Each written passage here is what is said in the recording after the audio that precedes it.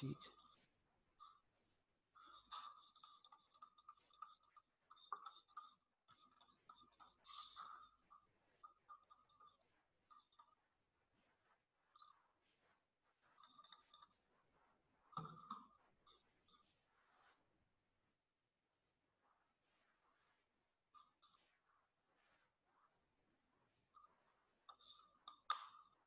हाँ जी,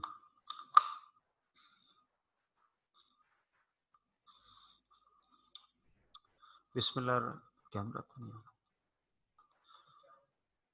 बिस्मिल्लाह रहमान रहीम। हाँ जी, कोई स्टूडेंट मुझे बता दे जी कि मेरी आवाज़ ठीक आ रही है आपको? एनीवन?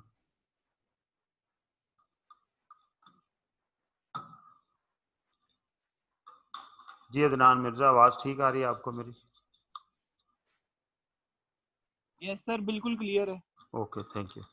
अच्छा जी, मैंने लास्ट क्लास में कल आपके अगले जो 18 क्वेश्चन थे शॉर्ट, वो डिस्कस हो गए होंगे और आपकी क्वेरीज भी एड्रेस हो गई होंगी। उससे पहली क्लास में हमने पहले 18 क्वेश्चन जो थे उनको डिस्कस करके आपकी क्वेरीज एड्रेस की, और उससे पहली क्लास में हमने कैश फ्लो को स्टार्ट किया था। और मैंने कैश फ्लो के अंदर जो बेसिक कॉन्सेप्ट है, different type of activities in A business, financing activity, investing activity और ऑपरेटिंग एक्टिविटी, वो मैंने आपसे डिस्कस किया था। और हमने डिफरेंट टाइप्स की जो एक्टिविटीज़ हैं उन्हें आइडेंटिफाई करना सीखा था। अभी आज हम क्या करेंगे कि कैश फ्लो के कॉन्सेप्ट को ही स्ट्रेंथन करने के लिए कुछ थोड़ी सी डिस्कशन और करेंगे। ये जो काम आप करने लगा हूँ, आपने इंट्रो में काफ़ी दफ़ा किया है, आपका नॉलेज है, कैश लेजर बनाया है, कैश बुक बनाई है। ये देखिएगा ज़रा, मैं एक कैश अकाउंट बनाने लगा।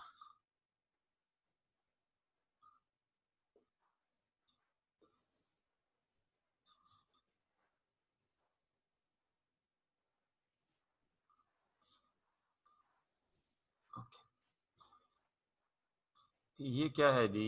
ये एक कैश अकाउंट है, ठीक है। इसके अंदर कुछ ओपनिंग बैलेंस है, फर्ज कर लें हम कहते हैं कि वो 20,000। ओके,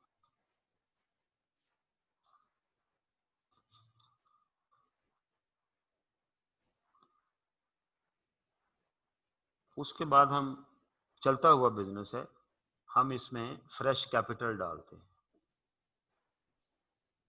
ज़रूरत पड़ेगी पैसों की, हमने और पैसे डाल दिए 1,00,000 रुपए,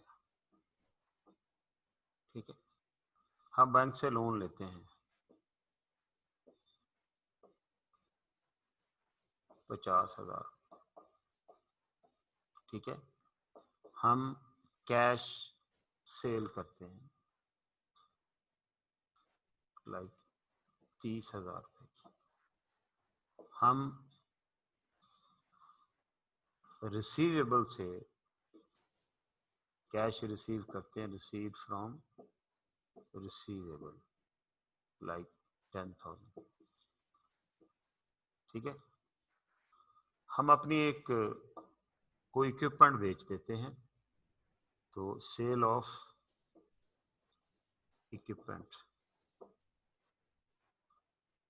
उससे हमें से 5,000 रुपये आते हैं, सेल ऑफ इक्विपमेंट्स।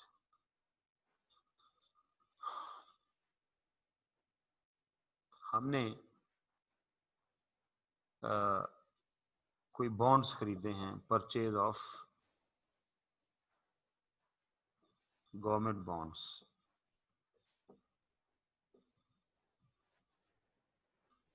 15,000 रुपए की। हमें रिटर्न मिली है, रिटर्न ऑन बॉन्ड्स 10,000 रुपये, ठीक है। प्रॉफिट मिला उनका है, सॉरी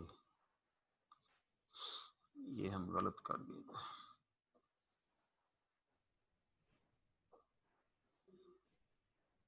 कहाँ से जाएगा? यहाँ से।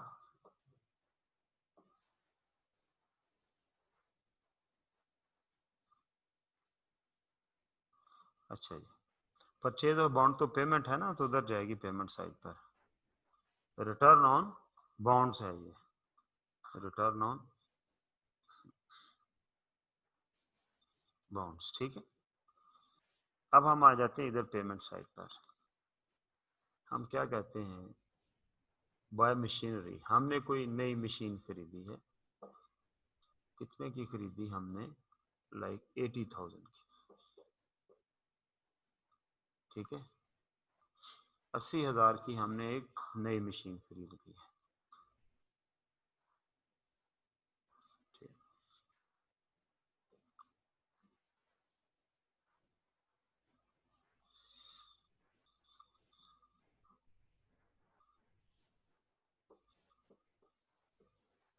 Okay,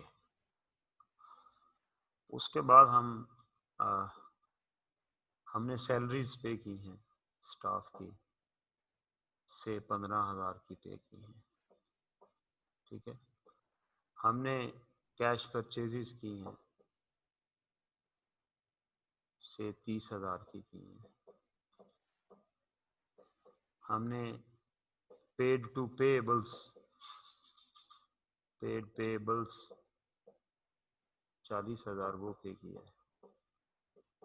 purchase of government bond किया है हमने, जो मैंने उधर लिख दिया था, गवर्नमेंट बॉन्ड, वो हमने फर्ज करें 20,000 रुपये के बॉन्ड खरीदे, ठीक है। हमने कुछ लोन पे कर दिया, रीपेमेंट ऑफ लोन, हमने 10,000 की इंस्टॉलमेंट लोन की पे कर दी, ठीक है। ओके, और साल खत्म हो गया। ये मैंने एक समरी बना दी कैश की, ठीक है। अब हम इसकी बैलेंसिंग करते हैं यहाँ पर, ठीक है। इधर भी टोटल लगाते हैं, करें जी टोटल ये कितना आता है।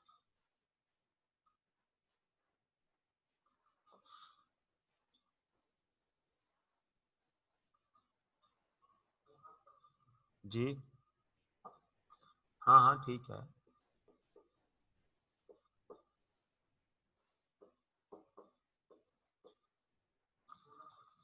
कितने है जी? 2 लाख। ये मैंने इधर टोटल कर दिया, और यही बड़ा टोटल मैंने इधर लिखा, ठीक है। और फिर क्लोजिंग बैलेंस कितना है जी, चेक कर लिया? ये लो जी, बेसिकली ये एक सिंपल सा छोटा सा कैश अकाउंट या कैश बुक बनाने का मकसद क्या था, आपको ये बताना था कि कैश फ्लो कोई नई चीज नहीं है, आप पहले भी बनाते आ रहे हैं, आपको बनानी भी आती है। कैश फ्लो दरअसल कैश अकाउंट का ही दूसरा नाम, ठीक है।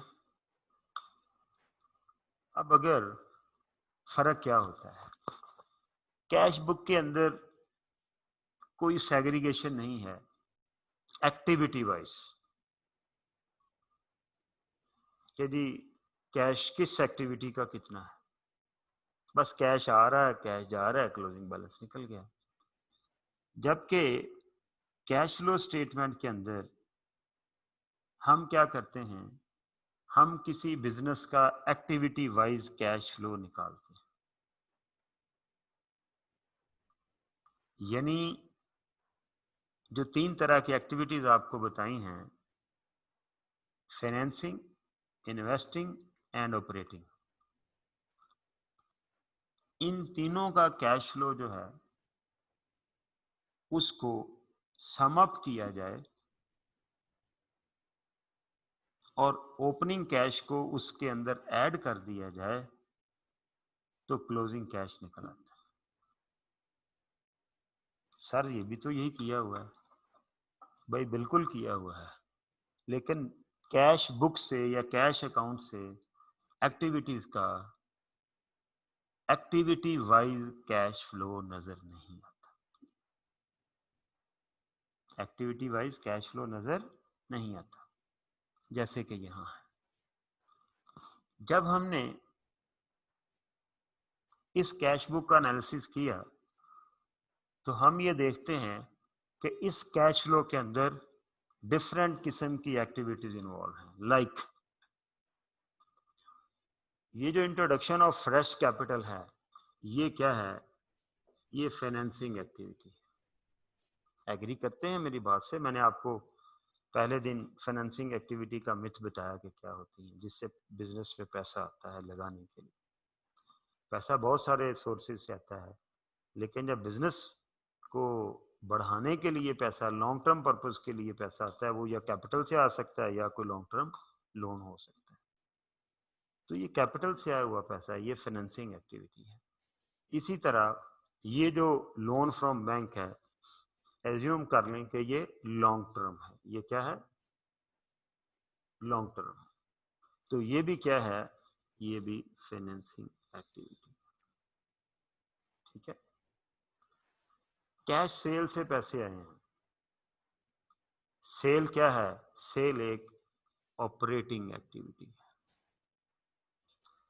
Receivable, received from receivable, receivable ने पैसे दिए हैं, ये भी तो सेल ही के पैसे हैं, जो उस वक्त नहीं मिले, बाद में मिले हैं। लिहाजा रिसीवेबल से पैसे आना, ये भी क्या है? ये भी एक ऑपरेटिंग एक्टिविटी।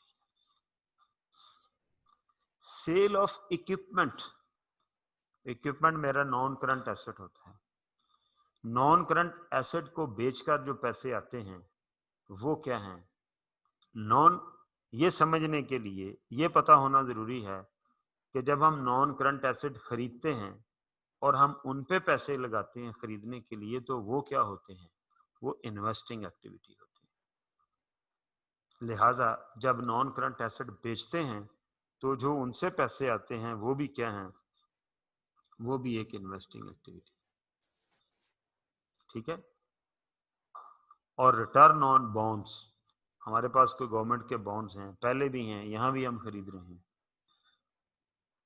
तो उनके ऊपर मुझे प्रॉफिट मिला है। वो मेरा ऑर्डिनरी कोर्स ऑफ बिजनेस नहीं है, वो मैंने टेम्परेरी तौर पर उन्हें सरप्लस फंड से मैंने बॉन्ड खरीद लिए हैं, तो उनके ऊपर जो रिटर्न है वो क्या है? वो भी मेरी इन्वेस्टिंग एक्टिविटी। ठीक है।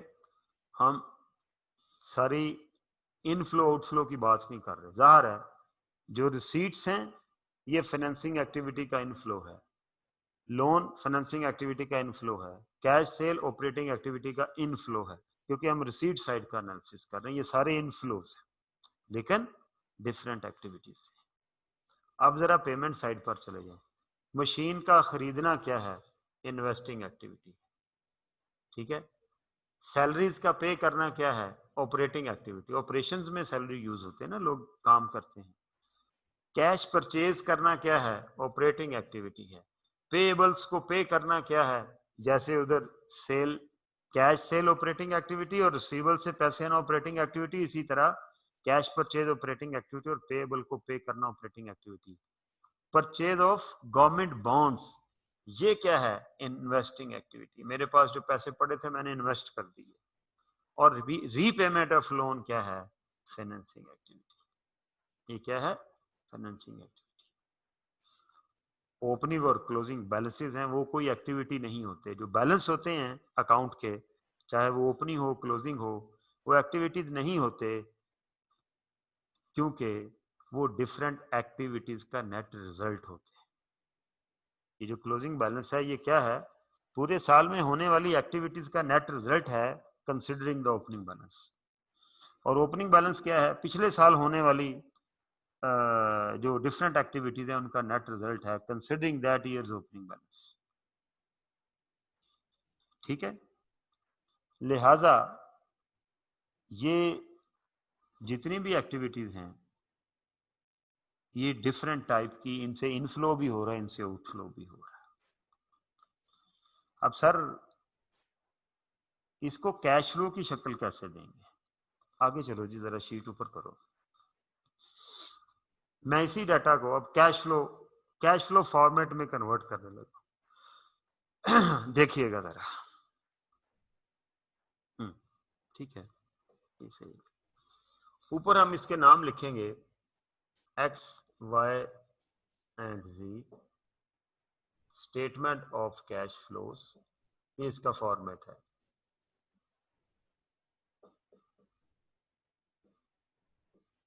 फॉर द ईयर एंडेड होगी ये, जो भी साल होगा, ठीक है। ये मैं बनाने लगा, ठीक है।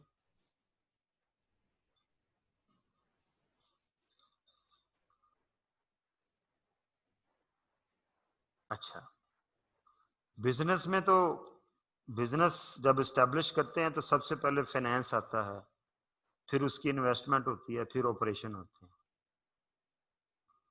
लेकिन जो रनिंग बिजनेसेस होते हैं उनमें सबसे ज़्यादा इंपॉर्टेंट चीज़ क्या होती है? ऑपरेशन होती है, और ऑपरेशन के कैश फ्लोज होते हैं।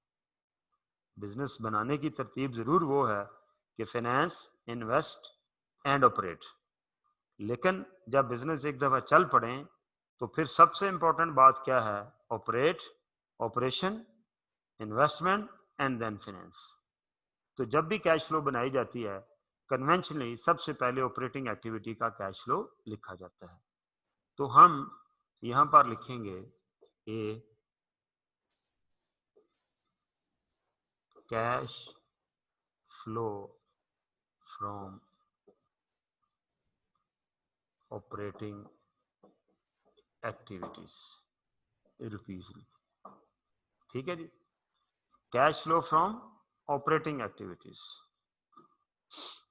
ठीक है सर। अब वो कैश बुक से देख देख के लिखते जाएं यार, जो ऑपरेटिंग एक्टिविटी के कैश फ्लो हैं। पहले इनफ्लो लिख लें, फिर आउटफ्लो लिख लें, फिर उनको नेट निकाल लें। करें जी जरा, नीचे नीचे करें।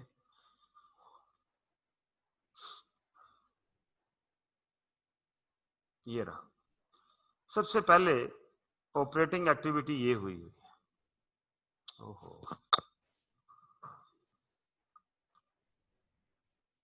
चलो, सबसे पहले ऑपरेटिंग एक्टिविटी ये हुई है, फिर ये हुई है, फिर ये हुई है, ये हुई है, ये हुई, ये 5 ऑपरेटिंग एक्टिविटीज हुई। तो इनको लिख लेते हैं। चलें जी जरा उधर ऊपर। ओके, हाँ जी, यहां लिखेंगे cash received from sale, cash received from receivable. यही दो ऑपरेटिंग एक्टिविटी के कैश इनफ्लो हुए हैं। पहले इनफ्लो लिख लें, कितना आया जी? सेल से कैश 30,000, और रिसीवेबल से कितना आया? 10,000। यहां लिख दिया हमने, कितना जी? 30,000 इनफ्लो, और ये 10,000 इनफ्लो, ठीक है जी। आगे चलो, ऊपर करो ना। ओके, ये हो गया जी हमारे पास कैश रिसीव्ड फ्रॉम सेल, यानी ये इनफ्लो हो गया,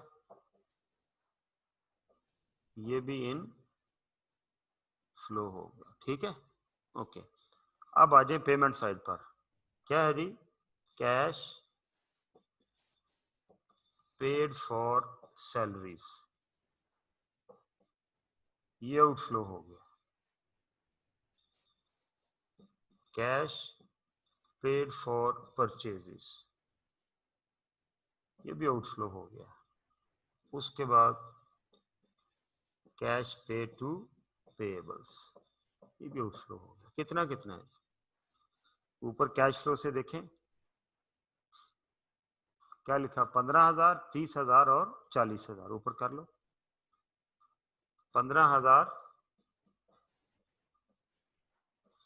30,000 और 40,000। कैश फ्लो के अंदर ये जो मैं ब्रैकेट लगाया करूंगा ये आउटफ्लो का इंपैक्ट होगा। मैं इंपैक्ट इसलिए कह रहा हूं कि सम टाइम ये ब्रैकेट जो है ये आउटफ्लो जैसा इसका रोल होगा, शायद वो आउटफ्लो ना हो। ठीक है, तो ये आउटफ्लो हो गया। आप ये समझ लें कि जब ब्रैकेट लगेगी तो वो आउटफ्लो होगा। अब ये क्या हुआ, यहां पर मैं लिखने लगा हूं, अब ये देखिएगा, नेट कैश, अच्छा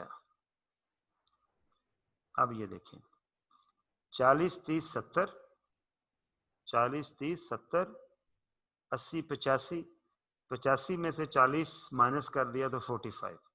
ठीक है, तो ये जो 45,000 है ये क्या है, ये ब्रैकेट आ गई, ये माइनस वाली फिगर बड़ी है ना, इसे हम कहेंगे कि net cash consumed in operation, net cash used in operation, net cash outflow का।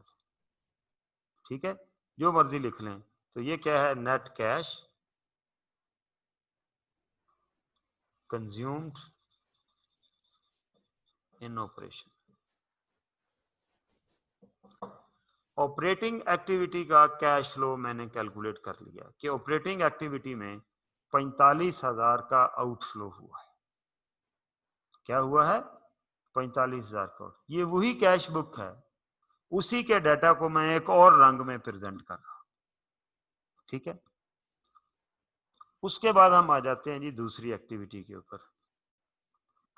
दूसरी एक्टिविटी है हमारी इन्वेस्टिंग एक्टिविटी, तरतीब, ऑपरेशन, इन्वेस्टमेंट, फाइनेंस, चलते हुए बिजनेस। जब बिजनेस शुरू करना है, फाइनेंस, इन्वेस्ट, ऑपरेट। ठीक है, ये कन्वेंशन है।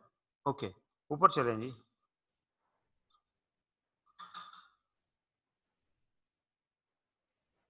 ओके, ये होगी जी हमारी ए एक्टिविटी। अब हम आते हैं बी एक्टिविटी के ऊपर। ये देखिएगा, बी एक्टिविटी हम लिखेंगे cash flow from investing activities.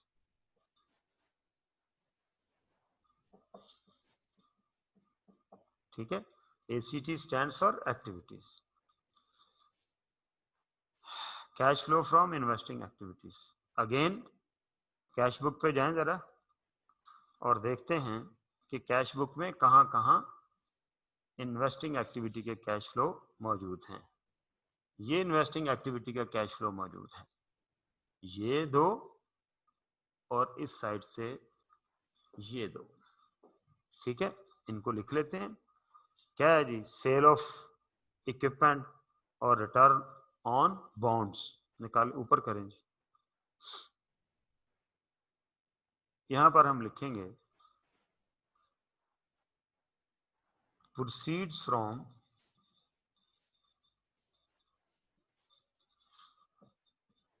Cell of equipment. ठीक है, proceeds from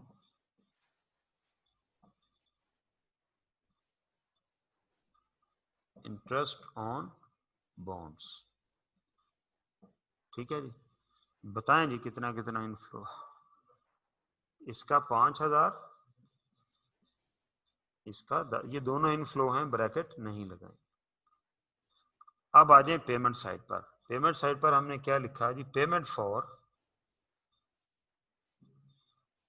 acquisition of machinery. ठीक है, पेमेंट फॉर गवर्नमेंट बॉन्ड्स।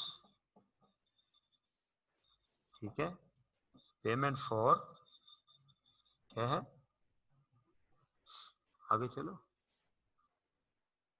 तीन चीजें, दो चीजें, ठीक है देख लेते हैं, दो ही हैं जी। ये 80,000, ये 80,000,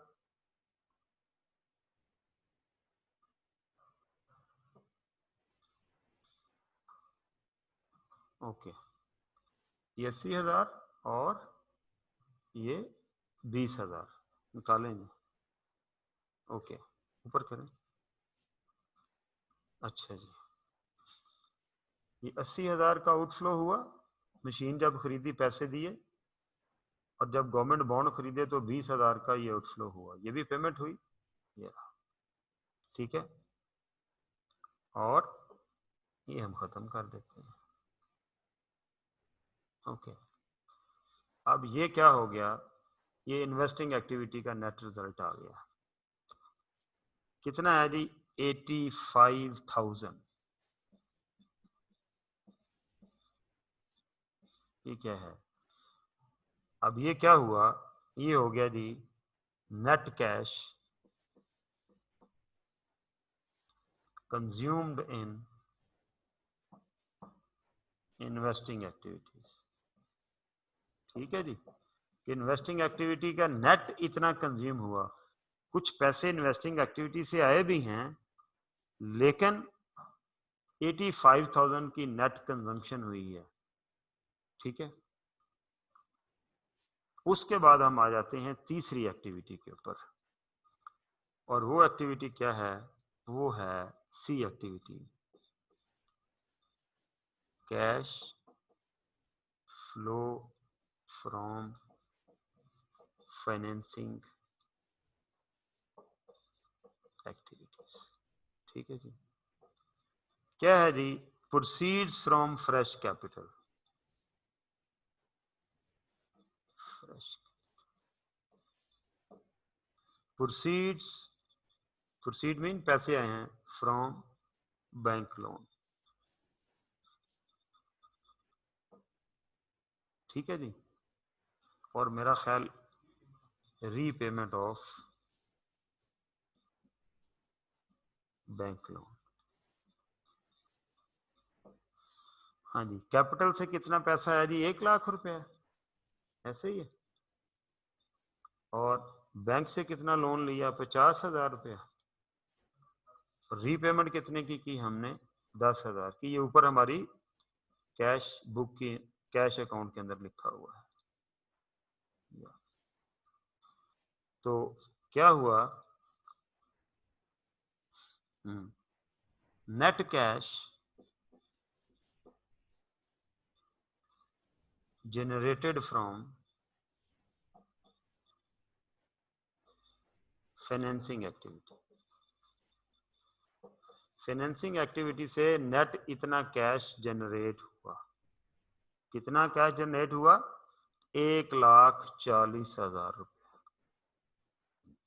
ठीक है, 1.5 लाख इन हुआ, 10,000 आउट हुआ। क्या हुआ जी? तीनों एक्टिविटीज का कैश फ्लो अलहदा अलहदा पता चल गया।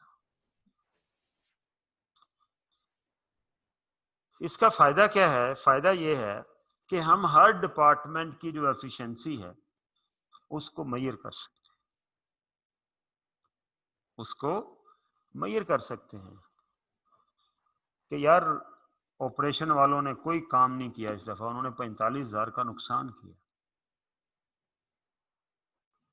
इन्वेस्टिंग एक्टिविटी वालों ने मशीनें और खरीदी, और फाइनेंसिंग एक्टिविटी वालों ने कैपिटल लाए हैं, बैंक लोन लेके आए हैं, कुछ रीपे भी किया है। तो मेनली पिक्चर ये बनती नजर आ रही है कि फाइनेंस अरेंज करके इन्वेस्टमेंट की गई है, लेकिन उस इन्वेस्टमेंट से जो कारकर्दगी है वो कोई इतनी अच्छी नहीं है, क्योंकि 45,000 का ऑपरेशनल लॉस। तो हर एक्टिविटी का अलहदा अलहदा कैश फ्लो निकला है। अब हमने एक रिकॉन्सिलेशन भी बनानी है। वो रिकॉन्सिलेशन क्या बनानी है, हम यहां पर नीचे लिखेंगे। ये कैश फ्लो सबके क्या हो गए, इसका भी अलहदा कैश फ्लो निकल आया, इसका भी निकल आया, इसका भी निकल आया। ऊपर चलो, सॉरी, इसका भी निकल आया। ये जो मैंने green underlines,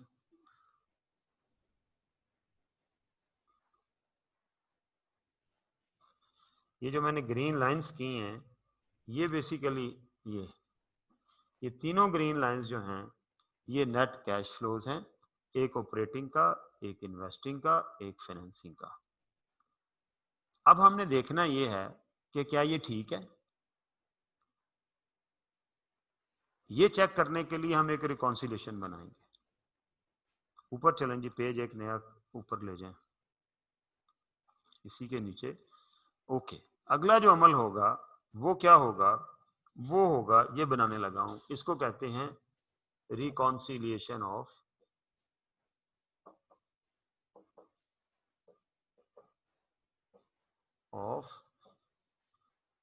cash and cash equivalents.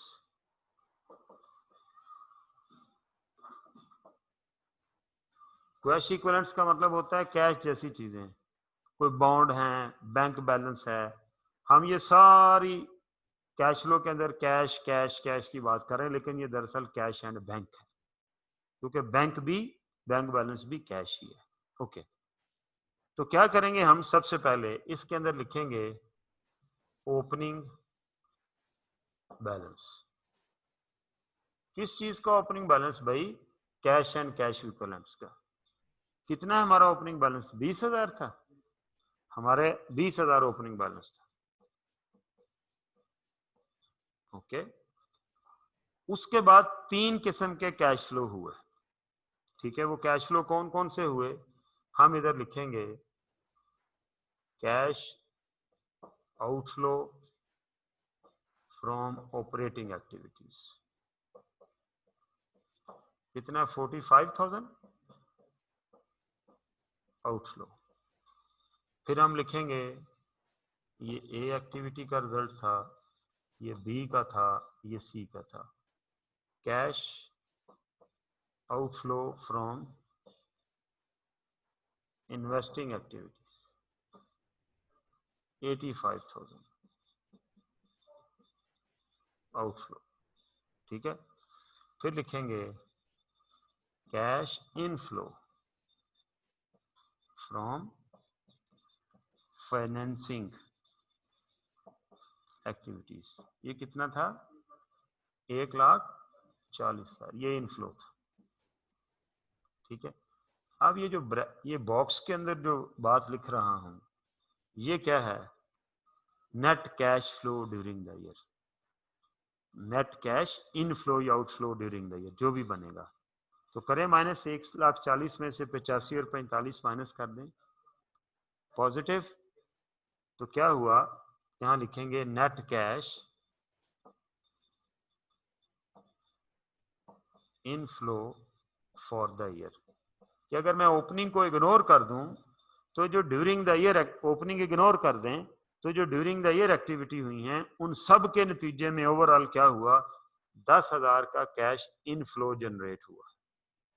ठीक है, और चूंकि 20,000 मेरे पास ओपनिंग डेट को पड़ा हुआ था, लिहाजा मेरा यहां पर जो क्लोजिंग बैलेंस आएगा किस चीज का? कैश और कैश इक्विवेलेंट का, वो कितना आ जाएगा? क्लोजिंग बैलेंस वो कितना आ जाएगा? 20 जमा 10, 30,000। ठीक है जी, ये वो 20,000 है। ठीक है, जो कि 30,000 है। ओपनिंग ये था, 10,000 पूरा साल खज्जल खुआरी करते रहे और 10,000 रुपया जनरेट किया है। ये सारा कुछ हमें बेसिकली यहाँ से पता चलता है। ये जो मैंने स्टेटमेंट बनाई है, ऊपर ले जाइए जरा, यहाँ से लेके छोड़ दें जरा, एक मुझे करने दें। ये जो मैंने स्टेटमेंट बनाई है, यहाँ से लेके यहाँ से, ठीक है, this statement is called statement of cash flows. ये रिकॉन्सिलेशन पे जाके ये एंड होती है। हाँ, कर दो, थोड़ा सा इकट्ठा कर दो एक पेज के सारा। भाई बड़ा कर रहे हो, छोटा कर रहे हो, और करो बस। ये देखो, ये जो हमने स्टेटमेंट बनाई है, छोड़ दो, एक पेज के ऊपर, ये क्या है? ये हमारी ये वाली जो स्टेटमेंट है, यहां से लेके यहां तक, इसे हम क्या कहते हैं? ये सारी की सारी स्टेटमेंट ऑफ कैश फ्लोस। ये बनानी सीखनी है जी हमने। सर जी, तो गल ही कोई नहीं। ठीक है, मसला ही कोई नहीं। लेकिन मसला है, मसला क्या है? मसला तब बनेगा सर जब आपको क्वेश्चन आएगा ना, तो आपको ये कैश बुक नहीं दी होनी उसने, ये कैश बुक नहीं देनी उसने। सर हमने तो ये कैश बुक देख देख के बनाई है, खुद भी आपने ऐसे बनाई है, तो हमें क्यों नहीं देनी? ठीक है भाई, cash account basically cash flow statement की दूसरी फॉर्म है। मैंने आपको ये सिखाया है कि ये कोई नई चीज नहीं है, ये कैश अकाउंट ही है, लेकिन इसको एक्टिविटीज की खास तरतीब से हमने मैनेज करना है। ठीक है, अब सर इसकी इंफॉर्मेशन क्या होगी जिससे ये बनाई जाएगी? भाई ये बात तो तय है कि कैश, ओहो, कि कैश अकाउंट जो है वो नहीं दिया हुआ होगा। ये बात तय है कि कैश अकाउंट जो है वो नहीं दिया होगा। ठीक है, मुझे एक बात बताएं, ये जो कैश अकाउंट के अंदर इंफॉर्मेशन है, मसलन फ्रेश कैपिटल इंट्रोड्यूस्ड, ये आप कैश अकाउंट के अलावा किसी और तरीके से भी तो ले सकते हैं। वो तरीका क्या है? बैलेंस शीट से देख लें कि पिछले साल कैपिटल कितना था, इस साल कैपिटल कितना है। अगर पिछला कैपिटल था 1 लाख, इस साल का है 2 लाख, तो इसका मतलब क्या हुआ? फ्रेश कैपिटल आया है 1 लाख। तो वो इंफॉर्मेशन जो हमने कैश बुक से ली है, वो बैलेंस शीट के 2 ओपनिंग और क्लोजिंग बैलेंस देख के मिल गई। एग्री करते हैं ना इस बात से? इसी तरह loan from bank, books of accounts में अगर लिखा हुआ है कि जी ओपनिंग लोन था 75,000 का और क्लोजिंग लोन हो गया है 1,25,000 का, ठीक है, रीपेमेंट अलहदा अकाउंट में डाली हुई है, तो इसका मतलब क्या हुआ? मैंने 50,000 लोन और लिया। तो क्या हुआ? बैलेंस शीट का ओपनिंग लोन और क्लोजिंग लोन देख के उनकी मूवमेंट से मैंने ये फिगर कैलकुलेट कर ली।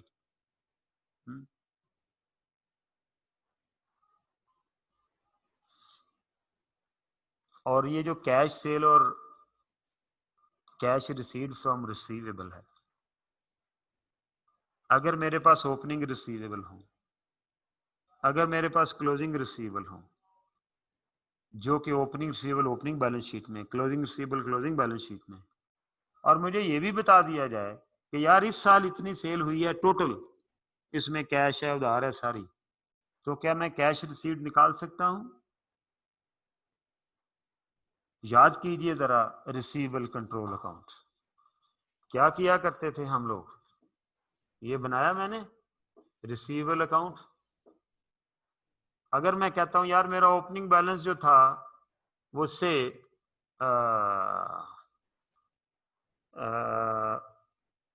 फर्ज करें मेरा ओपनिंग बैलेंस जो था वो 15,000 था, और ड्यूरिंग द ईयर सेल जो मैंने की, ये ओपनिंग बैलेंस मुझे कहां से मिलेगा? कैश बुक नहीं है दी हुई आपको, ओपनिंग बैलेंस कहां से मिलेगा? ओपनिंग बैलेंस शीट से। और during the year total sale, चाहे वो उधार है कैश है, टोटल सेल, मैं ये बात आपकी मानता हूं कि रिसीवेबल कंट्रोल अकाउंट में उधार सेल आती है, लेकिन जब हमने कैश फ्लो स्टेटमेंट के लिए कोई वर्किंग करनी है तो सारी सेल को उधार समझ लेना है, क्योंकि कैश का भी कैश आ जाएगा, उधार का भी कैश आ जाएगा, कोई फर्क नहीं पड़ेगा। ठीक है, और अगर आपको उधार सेल पता हो तो फिर सिर्फ उधार लिख लें, कैश सेल का कैश अलहदा से लिख लें प्रॉफिट एंड लॉस से। तो ये जो सेल है ये इनकम स्टेटमेंट से मुझे फिगर मिल जाएगी। से हम कहते हैं नहीं हमारी साल की सेल 85,000, ठीक है। और अगर मेरे क्लोजिंग रिसीवेबल जो हैं वो 60,000 हैं, जो कि क्लोजिंग बैलेंस शीट में लिखे हुए होंगे, ठीक है। ये फिगर कहां से मिली? ओपनिंग बैलेंस शीट में। तवज्जो तलब बात है, ये कहां से मिली क्लोजिंग बैलेंस शीट में, ये कहां से मिली इनकम स्टेटमेंट में। इन सब की जब मैं बैलेंसिंग करूंगा और कोई इंफॉर्मेशन अगर नहीं दी हुई तो ये 1 लाख, ठीक है, ये 1 लाख, इसमें से 60 निकाला तो ये 40,000 जो इधर आएगा वो क्या होगा, वो कैश रिसीव्ड है। यार ये वही कैश रिसीव्ड है ये जो यहां आप लोगों ने रिसीव किया, चेक करें, वो 30,000 और 10,000। तो तय ये हुआ, जरूरी नहीं है कि कैश बुक से ही कैश निकल सकता है। मैंने अभी 3-4 इंस्टांसेस डिस्कस किए और मैंने आपको ये बताया कि कैश निकालने के और भी कई तरीके, अंडरस्टैंड। और ये जो 2-3 मैंने इंस्टांसेस डिस्कस किए, इनके अंदर क्या यूज हुआ, इनके अंदर क्या क्या यूज हुआ जी, ये देखें। इनके अंदर ओपनिंग बैलेंस शीट यूज हुई, स्टेटमेंट ऑफ फाइनेंशियल पोजीशन में बैलेंस शीट कहां करूंगा। इनके अंदर क्लोजिंग बैलेंस शीट यूज हुई, इनके अंदर for the year income statement use हुई। क्या हुआ, for the year income statement use हुई। और मेरी अभी तक जो मैंने आपको डिस्कशन की है इसकी, इसकी या इसकी, और आगे भी बाकी भी, इन तीनों चीजों के अंदर, इसमें और इसमें मैंने कहा कि ये ओपनिंग बैलेंस शीट और क्लोजिंग बैलेंस शीट के कंपैरिजन से निकलेगा। ये जो cash from sale and receivable है, ये मैंने कहा opening balance sheet, closing balance sheet और इनकम स्टेटमेंट, इन तीनों के इंफॉर्मेशन से निकलेगा।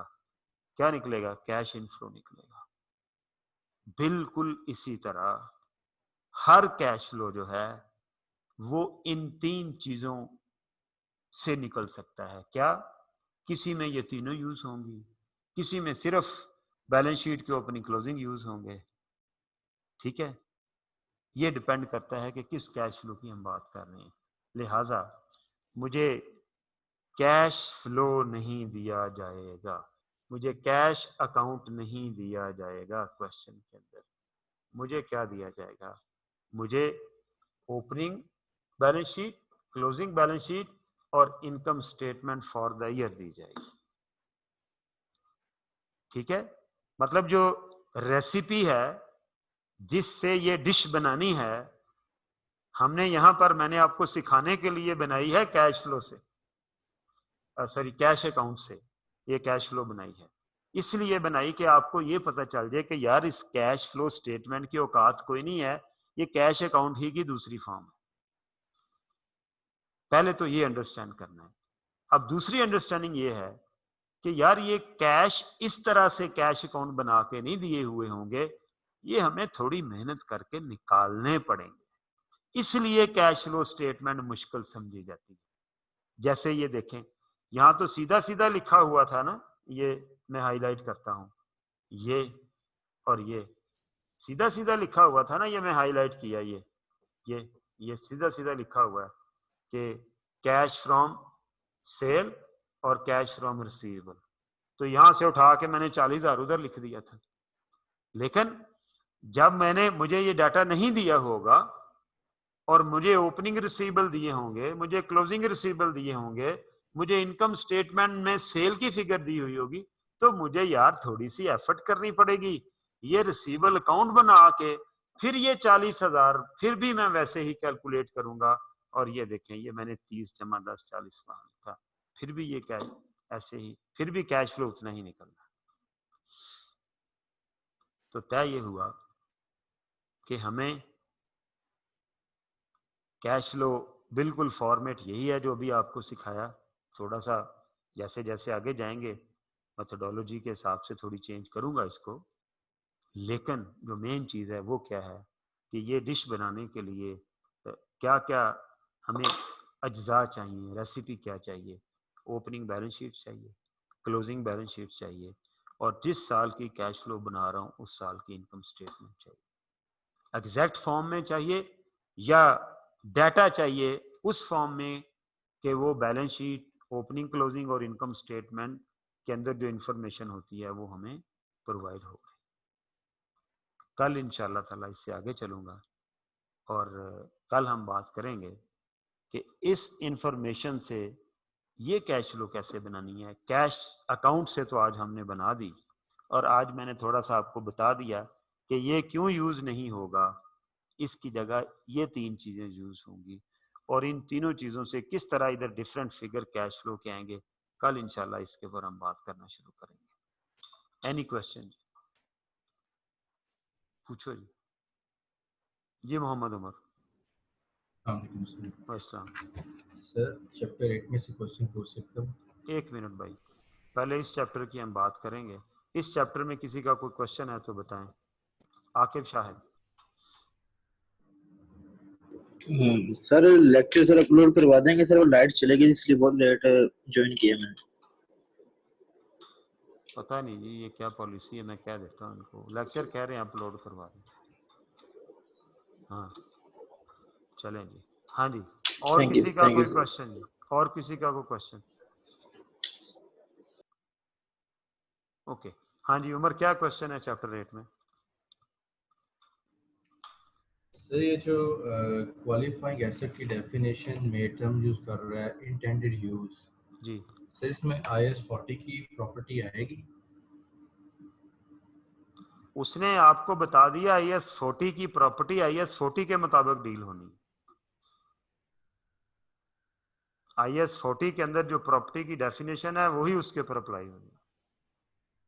सर ये बोरोइंग कॉस्ट के अंदर है क्वालिफाइंग एसेट जी। कि qualifying asset is an asset that necessarily takes a substantial period of time to get ready for its intended use और सेल। आपके जहन में कौन सा एसेट है IAS 40 का जिस जो आपको परेशान कर रहा है? सर इंटेंडेड यूज मुझे थोड़ा सा कंफ्यूज कर रहा था। इंटेंडेड यूज का मतलब है जिस पर्पस के लिए मैं उसे मुकम्मल करना चाह रहा हूँ उस पर्पस के लिए वो मुकम्मल हो जाए। सर ये इंटेंडेड यूज IAS 16 की प्रॉपर्टी भी हो सकती है और IAS 40 की भी हो सकती है? कोई भी प्रॉपर्टी हो सकती है इंटेंडेड यूज। उसका जिस पर्पस के लिए उसे बनाया जा रहा है वो मुकम्मल हो जाए तो वो उसका इंटेंडेड यूज होता है। मसलन एक घर है, अगर मैं घर बना रहा हूं तो मेरा इंटेंडेड यूज है कि मैंने इसमें रहना है, हालांकि वो रहने के काबिल शायद मेरे रहने से पहले वहां मेरा चौकीदार रहना शुरू कर देता है, पहले दिन ही वहां आके बैठ जाता है। जब हम छोटा सा कमरा बनाते हैं, सीमेंट रेत बजरी वहां डालते हैं, मोटर लगाते हैं, तो एक बंदा रख लेते हैं ना वहां पर, तो वो उसके लिए तो उसी दिन काबिल इस्तेमाल हो गया। लेकिन देखना किसके लिए काबिल इस्तेमाल होने का मुकम्मल होना देखना है, जो बना रहा है उसका इंटेंडेड यूज क्या है। मेरा इंटेंडेड यूज उस चौकीदार का रहना नहीं था, मेरा इंटेंडेड यूज मेरा रहना। ठीक है, अब तो क्लियर हो जाना चाहिए इंटेंडेड यूज। सर वो तो IAS 16 के मुताबिक आपने बताया ना कि वो जी क्वालिफाई एसेट। इंटेंडेड यूज की का जो का फ्रेज है ये सिर्फ IAS 16 में ही यूज हुआ होगा। फिर सर ये क्वेश्चन में जो कह रहा है कि which of the following is not a qualifying asset under IAS 23, उसके अंदर इन्वेस्टमेंट प्रॉपर्टी की भी बात कर रहा है लेकिन वो पीछे आंसर ये नहीं दे रहा। क्या नहीं दे रहा? सर कह रहा है which of the following is not a qualifying asset. ये आपने कह रहा है, अब हमारे पास ना बुक क्या ना कुछ है, आपने कल क्यों नहीं पूछा ये? सर कंफ्यूजन रह गई थी फिर भी सर। नहीं रहनी चाहिए ना, ऑनलाइन लेक्चर्स में यही मसला होता है। कौन सा क्वेश्चन है जी? अब सर आपका क्वेश्चन क्या है? सर क्वालिफाइंग एसेट से रिलेटेड है सर। भाई मुझे बताएं कि आपको इस क्वेश्चन में क्या चीज कंफ्यूज कर रही है, कि इन्वेस्टमेंट प्रॉपर्टी क्वालिफाइंग एसेट है कि नहीं है? इन्वेस्टमेंट प्रॉपर्टी क्वालिफाइंग एसेट है, हो सकता है। और every asset is a qualifying asset which takes substantial period of time for its completion for intended use. लेकिन सर आपने इंटेंडेड यूज की बात की कि स्पेशली IAS 16 के लिए नहीं, इस्तेमाल होता है। मैंने ये कहा है कि इंटेंडेड यूज को डिफाइन IAS 16 ने किया हुआ है। ठीक है, ये नहीं कहा कि इंटेंडेड यूज सिर्फ IAS 16 के मुताबिक ही इंटेंडेड यूज हो सकता है, वो बाकी स्टैंडर्ड्स में भी इंटेंडेड यूज के मुताबिक हम उसको कंसिडर कर सकते हैं। क्लियर हो गया सर, ठीक हो गया sir. Thank you very much जी। सर क्वेश्चन है जी। सर जो ग्रांट की रिकॉग्निशन है सर, वो हमने वो दो कंडीशंस पढ़ी थी कि अगर रीजनेबल एश्योरेंस क्वेश्चन बोलो यार, मेरी अगली क्लास है, आप क्वेश्चन करो। ये जो पढ़ा हुआ है वो रिपीट ना करो, आप क्वेश्चन करो। मेरी नेक्स्ट क्लास मेरी शुरू हो चुकी है। सर क्वेश्चन नंबर 18 है MCQ का, उसमें क्या उसमें डेफर्ड इनकम का बैलेंस जो है ना वो बता रहा है कि वो जो है वो 500,000 रिकॉर्ड होगा, लेकिन मेरे मुताबिक वो 2 ये बिलियन बन रहा है। ये आप मैसेज ग्रुप में डाल दें, आपको आंसर मिल जाता है। ठीक है, चलो ठीक है क्वेश्चन सर, देखना पड़ेगा, ग्रुप में डाल दें, आपको आंसर मिल जाता है। ठीक है जी, मैं तस्वीर खींच के भेज देता हूँ हाँ सर। जी, थैंक यू वेरी मच जी। अल्लाह मियां ठीक है। आपको और हमें अपनी ज़बान में रखे। Thank you.